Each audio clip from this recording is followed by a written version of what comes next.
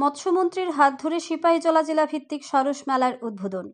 ত্রিপুরা গ্রামীণ জীবিকা মিশন সিপাহীজলা জেলা প্রশাসনের উদ্যোগে সিপাহীজলা জেলা ভিত্তিক দ্বিতীয় সরস মেলার শুভ উদ্বোধন হল মঙ্গলবার বিশ্রামগঞ্জ মিনি স্টেডিয়ামে। ত্রিপুরা সরকারের মন্ত্রী সুধাংশু দাসের হাত ধরে 3 দিনব্যাপী সরস মেলার শুভ উদ্বোধন হল। প্রদীপ প্রজ্বলনে 3 দিনব্যাপী সিপাহীজলা জেলাভিত্তিক সরস মেলার শুভ উদ্বোধন করেন মন্ত্রী সুধাংশু দাস। সরস মেলার উদ্বোধনী অনুষ্ঠানে মন্ত্রী সুধাংশু দাস ছাড়াও উপস্থিত ছিলেন সিপাহীজলা জেলা সভাধিপতি সুপ্রিয়া দাস দত্ত, বিধায়ক তাপাজ্জল হোসেন, বিধায়িকা অন্তরা সরকার দেব, বিধায়ক কিশোর বর্মন, বিধায়ক সুশান্ত দেব, সিপাহীজলা জেলার অতিরিক্ত জেলা শাসক রিঙ্কু রাঠোর সহ আরও গুণীজনেরা।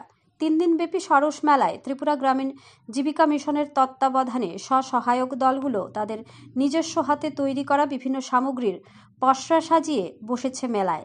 এছাড়াও জেলার বিভিন্ন মহকুমা থেকে গ্রামীণ স্বাবলম্বী মহিলারাও উদ্যোগে তৈরি করা বিভিন্ন সামগ্রী নিয়ে এসেছেন মেলায়। 3 দিনের মেলায় থাকছে সাংস্কৃতিক অনুষ্ঠান। Bureau report RE Dharmanagar. তার অনেক সফলতা আমি কামনা করছি। আপনারা আমার আগের বক্তাদের কাছ থেকে জানতে পেরেছেন এই মেলার উদ্দেশ্য কি এবং কেন এই মেলা আয়োজন করা হয়েছে। আপনাদেরকে জানতে হবে সরস মেলার অর্থ কি। সরস শব্দের অর্থ হচ্ছে sale of articles of rural artisan society,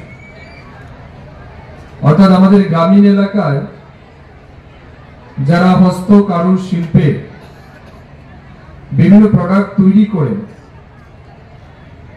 এই জিনিসপত্রগুলি বা প্রোডাক্টগুলিকে একটা বাজার তৈরি করে দেওয়ার জন্য এবং তাদের স্কিলকে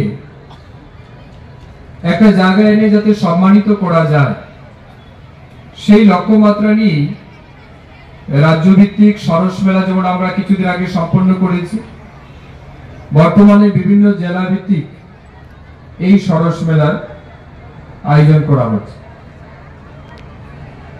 এই সরস মেলায় আমরা লক্ষ্য করতে পারছি বিশেষ করে দিদিদের ইনভলভমেন্ট অনেক বেশি। এখানে যতগুলি SHG গ্রুপের স্টল লাগানো হয়েছে আমরা কিছুক্ষণ পর তা ভিজিট করব এবং আমরা জানতে পারবো যে অত্র এলাকার মায়েরা দিদিরা তাদের উৎপাদিত পণ্য কি তারা এনেছেন এবং কিভাবে এই জেলা আত্মনির্ভর হওয়ার ক্ষেত্রে এগিয়ে যাচ্ছে।